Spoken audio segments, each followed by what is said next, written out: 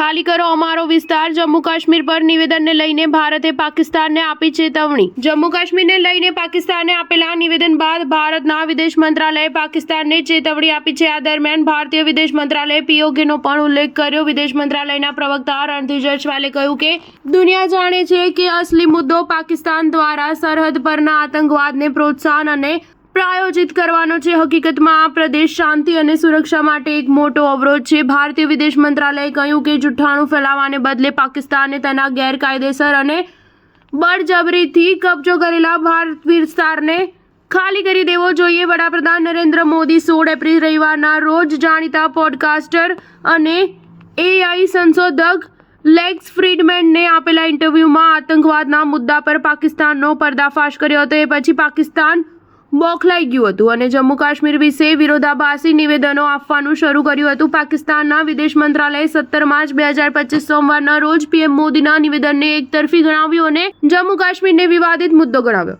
પાકિસ્તાને કહ્યું કે જમ્મુ અને કાશ્મીરનો 7 દાયકા જૂનો વિવાદ ભારત દ્વારા સંયુક્ત રાષ્ટ્ર પાકિસ્તાન અને કાશ્મીરી લોકોને ખાતરી આપવામાં આવી હોવા છતાં પણ હજુ પણ વણ ઉકેલાયો છે। આ ઉપરાંત પાકિસ્તાને સરકાર પર જમ્મુ કાશ્મીરમાં દમનનો પણ આરોપ લગાવ્યો હતો। સ્ટાર ન્યૂઝ 7 હંમેશા સચ્ચાઈની સાથે।